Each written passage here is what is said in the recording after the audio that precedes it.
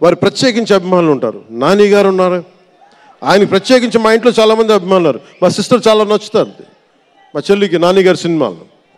ఇలాగా మా ఇంట్లో అందరికి కూడా మా చిరంజీవి గారు మాకు నేర్పించింది ఒక హీరోని ద్వేషించే పని మాకు తెలియదు. మాకు చిన్నప్పటి నుంచి మా జీవితంలో కళమా తల్లి సాక్షిగా చెప్తున్నాం, ఎప్పుడు కూడా మా ఇంట్లో ఈ హీరో సినిమా పోవాలి, మేము ఉండాలి మా ఇంట్లో ఎప్పుడు లేదు. అసలు ఆ సంస్కృతి మా ఇంట్లో లేదు.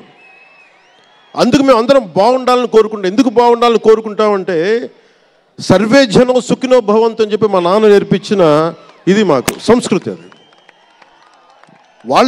మేమే బాగుండాలి, వాళ్ళు బాగుండకూడదు అనుకుంటే ఎకానమీ తిరగాలి, అందరి దగ్గర డబ్బులు ఉండాలి, అందరూ బాగుండాలని కోరుకుంటాం.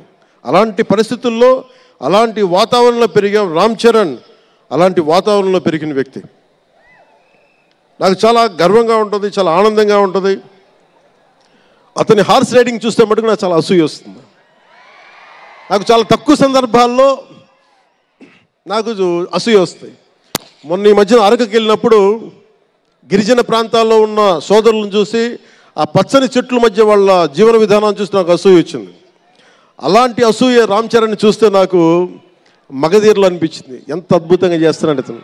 చిన్నప్పుడు నేను కూడా నేర్చుకొని ఉంటే ఇలా ఇంట్లో కూర్చొని కాళ్ళు బాలజాపుకొని కూర్చోకుండా పుస్తకాలు కాకుండా ఇంకేదైనా చేస్తుంటే నేను ఇంత అద్భుతంగా చేసేవాడిని అనిపించేది. ఆ పట్టుదలతోటి నాకు హార్స్ రైడింగ్ నేర్చుకోలేదు జీవితంలో. ఇప్పుడు గబ్బర్ సింగ్ సినిమాకి నాకు హార్స్ రైడింగ్ పెట్టారు. అందరూ ఏమనుకున్నారంటే పవర్ స్టార్ అంటే అన్నీ వచ్చేసి అనుకున్నారు. నాకు తెలియదు అయ్యి. హార్స్ రైడింగ్ అని చెప్పారు. ఓకే అని గుర్రం చూపించారు నాకు. అది కచ్ రాష్ట్రం గుజరాత్లో. గుర్రం దగ్గరికి వెళ్ళా.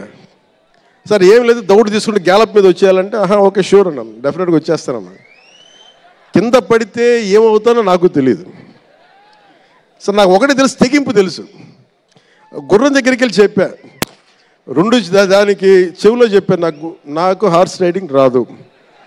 వీళ్ళందరూ నన్ను ఎక్స్పెక్ట్ చేస్తారు నేను చాలా గొప్ప హార్స్ రైడర్ అని. అంటే హీరో అంటే అన్నీ తెలియాలని అనుకుంటారు. నాకు తెలియదు హార్స్ రైడింగ్. దానికి ఒక పంచదార ముక్కను చిన్న క్యారెట్ పెట్టా, జాగ్రత్తగా తీసుకెళ్ళి నాకు వదిలేవాను. పాప ఆ గుర్రం అది నన్ను ఎంత అద్భుతంగా తీసుకెళ్ళిందంటే అది మీరు చూసారు ఆ సీన్లో.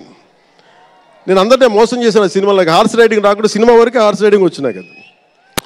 అలాంటి అంటే నాకు ఇది మాకేంటంటే మాకు సినిమాల్లో చూసినవన్నీ నాలా